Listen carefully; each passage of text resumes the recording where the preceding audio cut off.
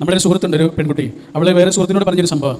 അവളെ കല്യാണം കഴിഞ്ഞിട്ട് അവളുടെ ഭർത്താവിൻ്റെ അമ്മയിൽ നിന്ന് അവൾക്ക് നല്ല ഓർമ്മകളൊന്നുമില്ല. ചെറിയ കാര്യങ്ങൾക്കൊക്കെ വേണ്ടി വല്ലാതെ വഴക്ക് പറയുകയും ദേഷ്യം പിടിക്കുകയും കുറ്റപ്പെടുത്തുകയൊക്കെ ചെയ്യുന്ന ഒരമ്മയോ. ആ അമ്മയെക്കുറിച്ച് നല്ല ഓർമ്മകളൊന്നും പറയാനില്ല.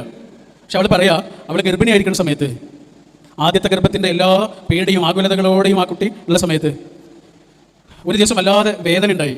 ഗർഭവേദന പോലെ ഒരു പിടച്ചിലുണ്ടായി. അങ്ങനെ ആശുപത്രിയിലേക്ക് പോയി മരുന്നൊക്കെ കുടിച്ചിട്ട് തിരിച്ചു വന്ന്, 8 മാസമൊക്കെ ഉള്ള സമയത്താണ് ഗർഭം. അങ്ങനെ തിരിച്ചു വന്ന് എല്ലാവരും ഉറങ്ങാൻ കിടന്ന്, അവളും കിടന്ന് കുറേ സമയം കഴിഞ്ഞ് ഉറങ്ങിപ്പോയി.